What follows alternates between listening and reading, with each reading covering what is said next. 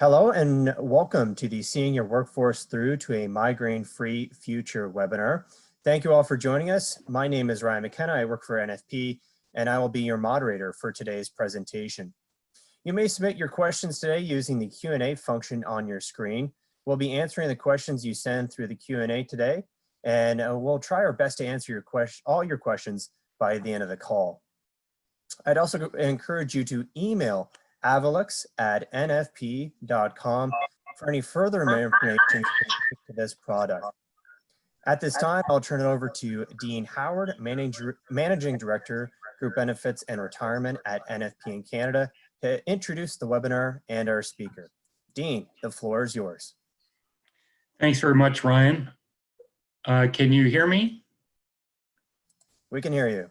Okay, good. Sorry, I'm having internet problems. Good morning and welcome to the NFP Avulux webinar, folks. We get approached on a regular basis from firms who want us to promote their products or services to our client base. We want to bring you ideas or products that we feel would be worth further discussion or exploration for your employees and for you as clients. Avulux is the first organization that we felt warranted this webinar, and so we're pleased to bring them to you today. Avulux sent me 9 pairs of their glasses, and that will become a little bit easier to understand in a few minutes. For us to try out with clients, with staff, and we've done that, and the results have been quite impressive. So that's what's triggered us to hold this webinar. So David from Avulux is going to run you through some slides on their product and on the effectiveness of it. David?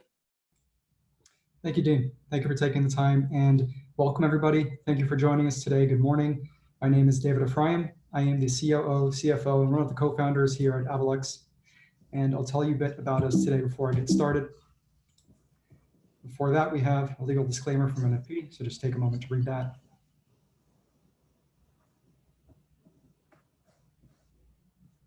And okay, so Avulux started really as a, let me just get my video here. Avulux started as a team of researchers, physicians, optical engineers, and problem solvers. In the early 2010s, we started out of a university in the United States. And we worked towards creating a medical grade optical filter to help people with migraine get through their days more easily. And eventually we found that this medical grade optical filter we created was preventing and treating migraine symptoms as well or more effectively and more safely than alternative medication and medical devices. So Avulux today is classified as a Class 1 medical device in 32 countries, and that includes Canada. And our clinical trials have shown that 90% of people with migraine using Avulux to manage their migraine symptoms have found migraine symptom relief. And 74% of those people only need to use Avulux to manage their migraine symptoms so that they can continue with their daily activities. So what we'll talk about today is what exactly is migraine? How does migraine affect your workforce? What's the impact of an undertreated migraine workforce on your business? How are migraine symptoms currently treated today? How is Avulux going to change migraine treatment? And how are we going to empower your workforce with Avulux? So what exactly is migraine? It's often misunderstood. What I can say for sure, it's more than just a headache. Migraine is actually a debilitating genetic neurological disease. That means that people who have migraine, they have it forever. There is no cure. And then they have flare-ups depending on whether certain triggers have triggered their migraine. So migraine attacks is what we refer to as a migraine flare-up. And over 3 million Canadians have migraine disease, and over 1 billion people in the world actually have migraine. So people with migraine on average have 4 migraine attacks each month. And migraine affects women 3 times more than men. So during a migraine attack, usually people experience debilitating headaches. Usually it's on one side of the face and it's throbbing and painful, nausea and vomiting, light, sound, smell sensitivity, brain fog, and dizziness. Today we're really focusing on the light as a trigger and light sensitivity. So you have to understand, people with migraine suffer from many different symptoms. One specific symptom that is seen in almost all people with migraine is light sensitivity. Over 80% of people with migraine experience photophobia. And light is a key migraine trigger, and it can worsen those migraine attacks. It can trigger migraine attacks. And if you know somebody with migraine, you likely know that the first thing that they do when they know that a migraine attack is coming on is they run into a dark room. So from that previous slide, you may think that some of those other triggers are more debilitating. But let me put it this way. Light affects so many people with migraine, and it can be so painful that they cannot leave that dark room, and it prevents them from performing their daily activities for the rest of the day. So let's understand why light is such an issue for people with migraine.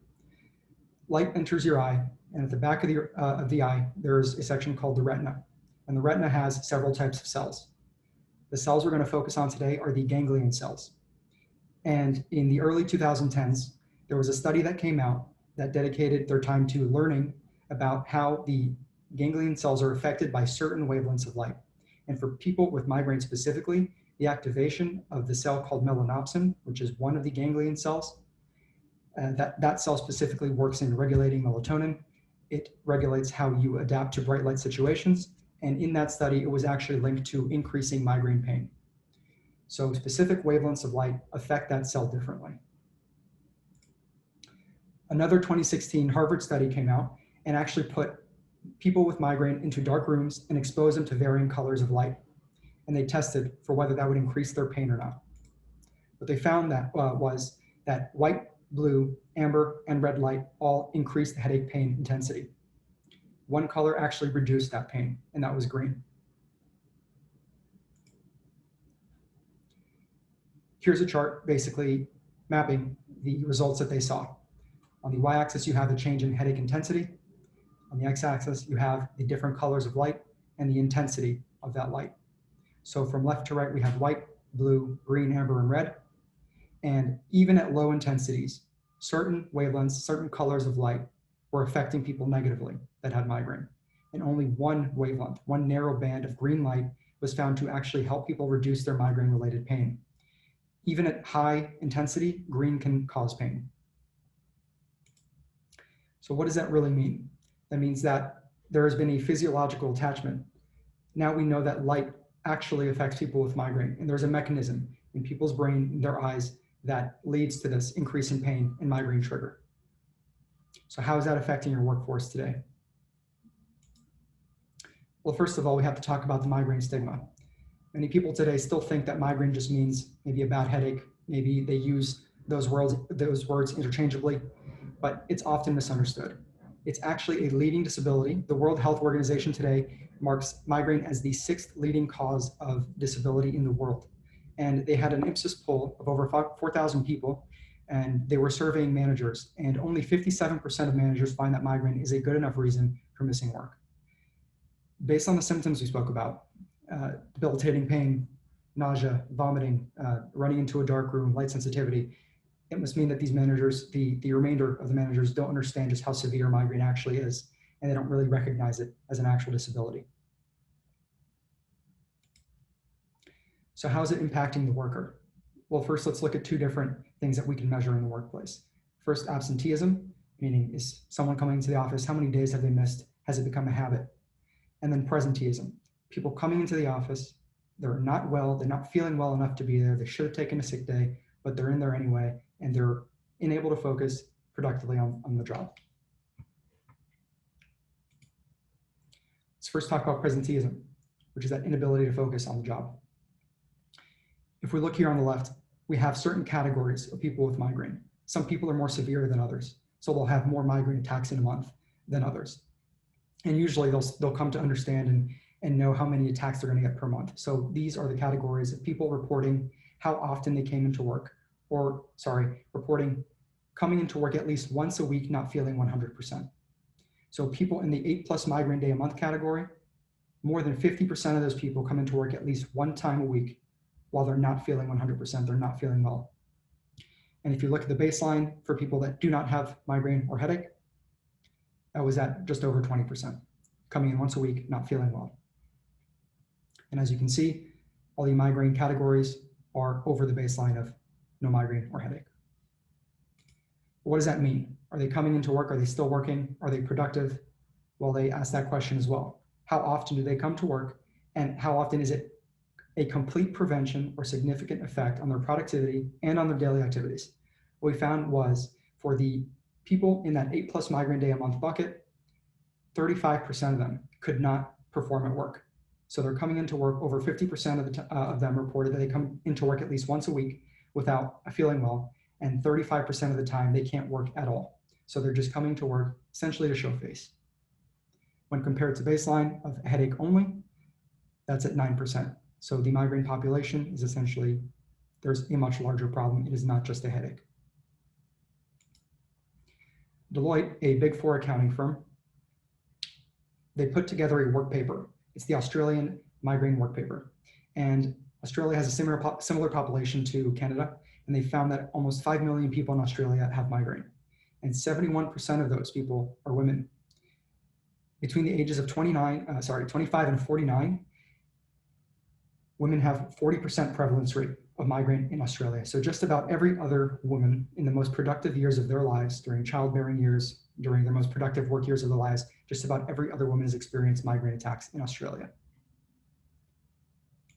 They went a bit further and they figured out the economic cost of migraine in Australia, and they found that it's essentially 34 billion Canadian dollars per year. And migraine imposes significant well-being costs on the people it affects, whether it's on their mental well-being, emotional well-being, and things like that. So what really is the impact of undertreated migraine on your business? How can you apply this to your actual business? Well, they surveyed 28,000 Canadians, representing the 15 million employed Canadians today, and they found that on a national level, in a 3-month snapshot, the largest incremental productivity loss is attributed to migraine when thinking about absenteeism. So what does that mean? Let me break it down for you. If you look at the normal employee, let's call it a normal employee at baseline. There's some productivity loss that you can establish in a 3-month period. For people with migraine, there is an additional productivity loss attributed to them due to missed work days. And that's a very measurable metric, because you can see whether someone's coming to work or not, whether it's a timesheet, time card. And they've attributed that to $245 million every 3 months just for absenteeism. The additional results they found was over 10% of Canadian employees have migraine, and that incremental fee on a per employee basis is 154 Canadian dollars every 3 months. There was another study that's now published in the Journal of Headache and Pain, and they wanted to see the difference between productivity loss, basically productivity hours lost to not showing up to work and coming into work while you're unwell, which is presenteeism. So the average productivity loss at work, presenteeism, was almost 20 times higher than the average work time missed due to migraine. So the productivity loss when people show up to work and are unable to work was 20 times higher than not showing up at all, because they would show up and be so debilitated that the productivity hours were staggered and stacked. They found the cost related to those was about 1,700 Canadian dollars per year for presenteeism, and for absenteeism, it was about 500. So 3 times higher for presenteeism than absenteeism. And that previous Canadian study only really put those metrics on absenteeism because it's more easily determined. So what is the actual business impact on a business we've analyzed today? The Japanese Headache Society held a survey for Fujitsu's employees in Japan, and 2,400 workers responded. And they found that 20% of those workers were impaired by either migraine or headache. And Fujitsu extrapolated that data to their 150,000 employees and found that they were spending $350 million per year on estimated migraine and headache-related costs. So how are we treating migraine symptoms today? What can we do about it? Obviously, the economic costs are huge. The emotional costs, the costs on the individual themselves and their personal lives and on their work lives. What are they doing to treat themselves today? Most people responded in a Canadian study run by Novartis and PMG Intelligence. Most Canadians responded that they're using over-the-counter medications. So 63% of them are using over-the-counter, and there is a mix of treatments used here. This is not supposed to equal 100%. This is a mix of treatments. So 63% reported using over-the-counter medications. Some just report trying to stay hydrated. Only 31% of people are actually going to their physician to look for prescription medications. And if you look down only 22% are controlling for their light environment, whether it's light, noise, or smell.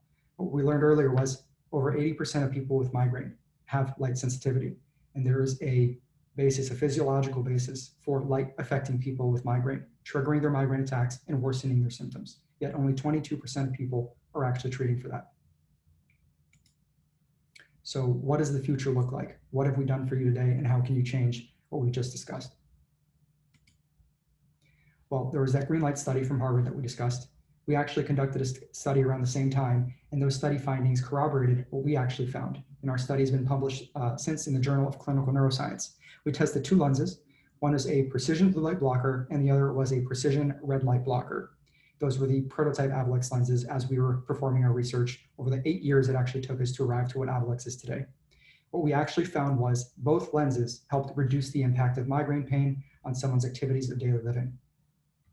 Now, before I go further, let's talk about why not other glasses? Do other glasses work? Why shouldn't I try something else first? Well, if we look at sunglasses, sunglasses are removing wavelengths of light across the spectrum in very high percentages. What happens to you when you shut off the lights at night and you spend some time in the dark? Your eyes start adapting. You basically gain a night vision so you can see better in the dark. That happens to people wearing sunglasses indoors, and that tends to worsen light sensitivity symptoms for people with migraine. So continuously wearing sunglasses can dark adapt your eyes. That is what's called dark adaptation. The dark adaptation of your eyes could cause you to be more light sensitive, and it would increase migraine pain. Now, glasses that only let in green light, that might sound like a good idea, but it's very difficult in practice. Not only that, it would probably be too dark, and it would be very dull to live in a green unicolor existence. Popular blue light glasses, why shouldn't we try those? What's the deal with those? Well, most of those blue light glasses are only blocking blue light in the very early blue light range and in low percentages. That's why most of those lenses you see, they essentially look clear to you. They are most definitely not targeting the correct wavelengths of light that most activate those ganglion cells we discussed. Red or amber glasses, these tend to focus on one color of light, and at the same time, you will experience that unicolor existence. And just to wrap that up, none of the other lenses that I've spoken about on this slide here have been proven in a clinical setting for the prevention and treatment of migraine. So we did our due diligence after that 2016 study. We went back to the research, and we wanted to really find out, why is it that our peak blue light blocker and precision red light blocker, why did they help people? Well, we figured out that ganglion cell melanopsin has a peak activation at a very high precise blue light range and at a very high precise amber to red light range. So it was activated at its peak point at these two different wavelengths within the spectrum. So we went back to the lab. We spent the next 2 years engineering from our prototype to our lens of today. We created something that was more effective. It's now patented. It absorbs very highly in multiple precise wavelengths of light. Now, why do I use the word precise? Why is that important? Like we discussed, there is that dark adaptation issue. We don't want to run into that. We also don't want to have a unicolor existence. How can we leave the wearer's vision most intact? How can we have them as comfortable as possible while wearing something that doesn't disrupt them from day to day? And how do we make it so that they don't become more light sensitive while also removing so much of this harmful migraine inciting light? That's exactly what we did. We just figured it out. It took us 2 years on top of the other 6 years it took us to create our first prototype. But on the left, you see here is your vision without Avulux, and that's a picture right behind the lens with Avulux. There is no color perception distortion. After wearing the glasses for about 15 minutes, you can still differentiate colors from one another. It does not affect you. You forget you're wearing them very often, and you feel very, very comfortable. And it's not dark. You can wear them indoors or outdoors. That was our breakthrough. This Avulux migraine optical lens we developed and is now actually available is the only lens on the market that's been clinically proven to prevent and treat migraine symptoms. It's been classified as a Class 1 medical device in 32 countries. That includes Canada, the UK, and the EU countries. We've run 3 independent clinical trials on this newest Avulux lens, and all of those trials have shown a dramatic decrease in migraine pain. What we wanted to focus on our studies was, if someone puts on the Avulux glasses, are they able to continue with their daily activities? Can they get back to work, back to their lives? That was the main endpoint that we wanted to determine. can it reduce enough migraine pain so that they can continue with their activities of daily living? What we found was for 90% of people wearing Avulux, they were able to continue with their activities of daily living. For 74% of those people, they didn't have to take any additional migraine medication to manage their migraine symptoms. From 74 to 90, that 16% found Avulux as a complement. And Avulux can be used as a complementary treatment because there are no contraindications. You simply just put them on your face. For 38% of people in that study, we found that putting on the Avulux glasses within the first few minutes of a migraine onset, the first twinge of pain, the first visual aura, people have differing symptoms and they know when that migraine is going to come on, the migraine attack is going to come on. If they put the glasses on right at the beginning, it's been found to halt those symptoms from progressing, and the migraine attack essentially disappears before even starting. So how are we empowering your workforce today? How are we going to do that with what we've provided you?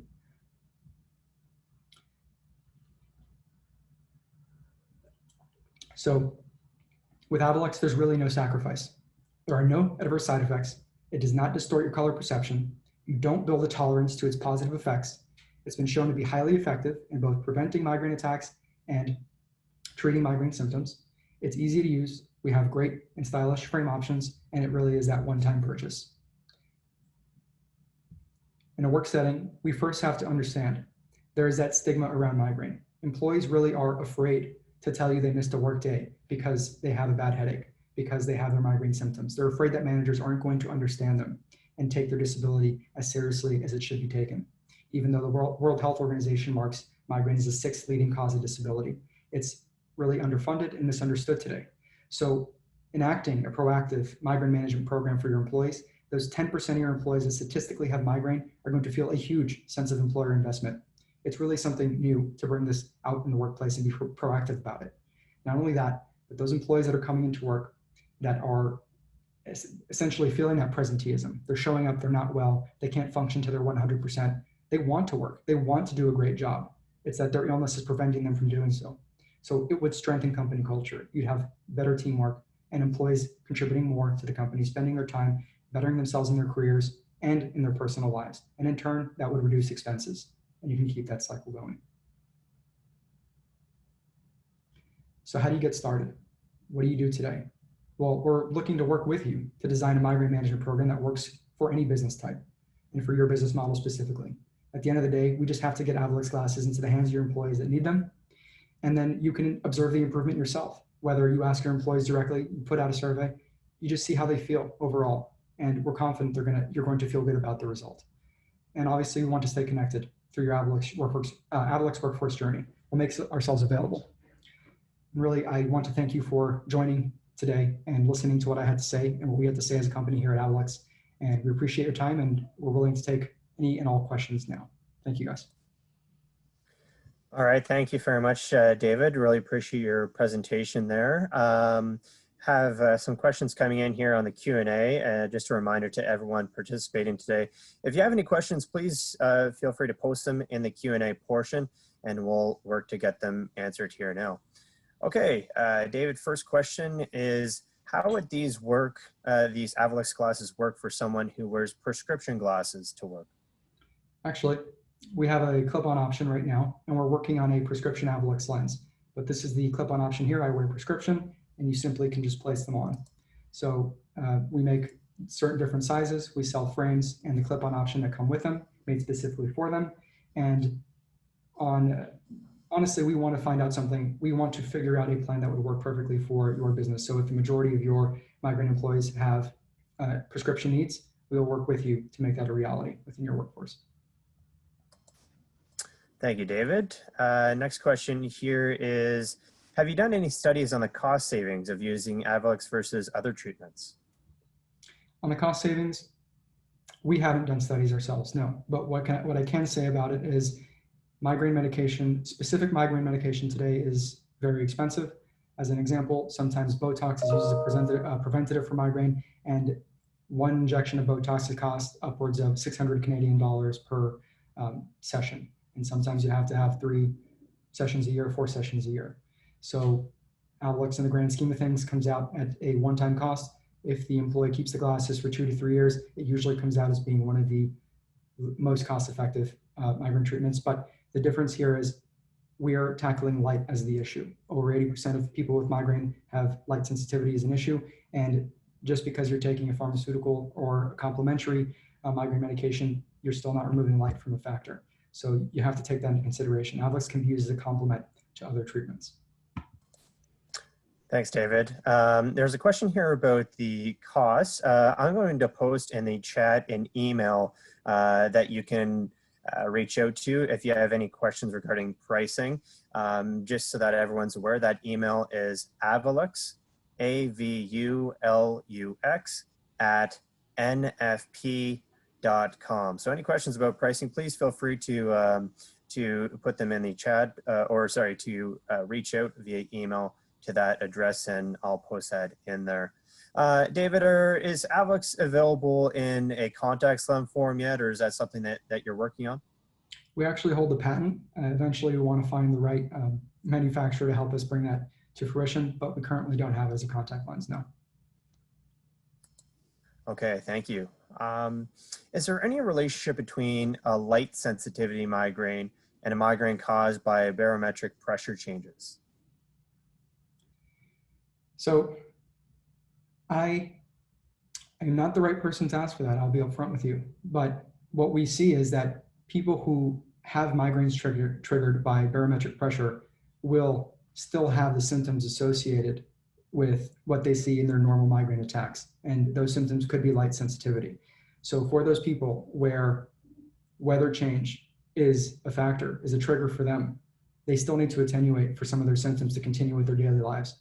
And what we're providing here is something that can at least get them out of that dark room. Whether Avulux fully removes your migraine symptoms or not, some people, they're not going to find a full relief of all their migraine symptoms, but they're going to find that 90% actually found that Avulux helped them continue with their day. And that was the most important metric that we were measuring for. For some people, they did have a complete elimination of their migraine symptoms. But for some others, they found that Avulux helped them so much that it allowed them to continue. And that's what we're focusing on. And that's the most important.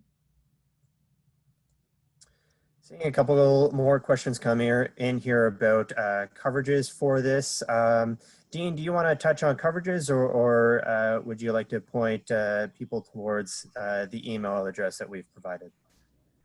I think that what we'll do is, this is not something that right now is covered by insurance programs.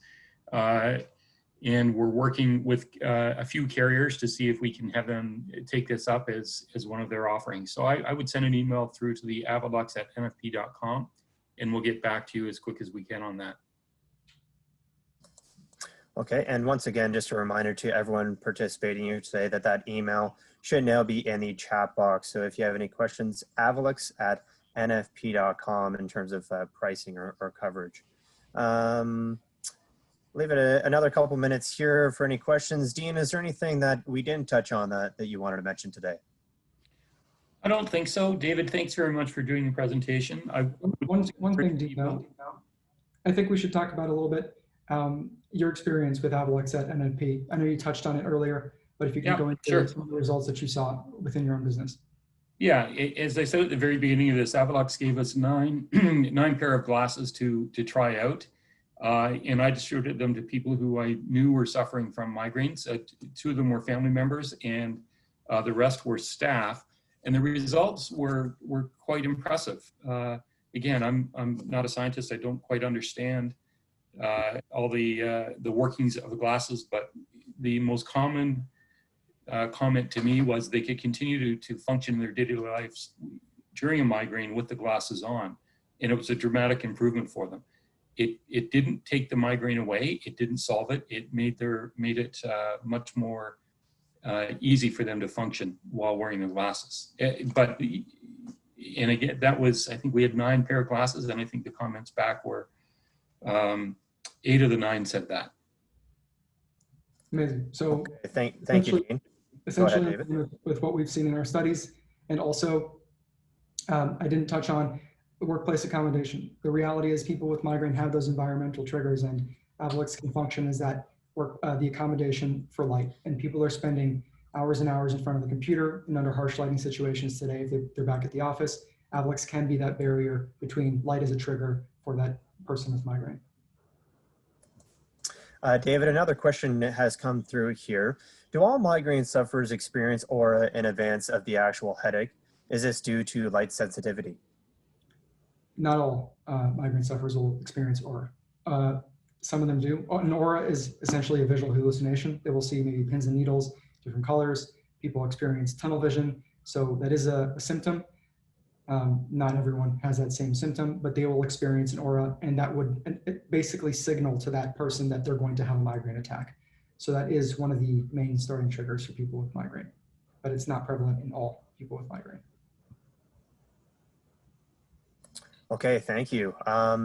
Did the lens work for people that experience headaches regularly, but not necessarily migraines? So it depends. What we really presented today was based on clinical data, empirical data, where we know that anecdotally people are finding success with the glasses. I personally wear them when I'm working on my computer throughout the day. We have other people who wear them in the same fashion, but we're really focusing on the stats today. If you're finding that working under harsh lighting, working in front of the computer for long hours, and that's causing you a headache, it's possible that you are sensitive to light to some extent. So I would say it's maybe worth trying for you as well. Okay, thank you, David. That's all the questions that have been asked / answered at this time. David or Dean, any final thoughts? No. I would just encourage you, if you have people who suffer from migraine, send us an email and we'll get you connected with David and his team as quick as possible. We believe in this product. And you can help to solve the problem for some people who are working for you. Absolutely. Thanks, Dean. And thanks, Awesome. Ryan.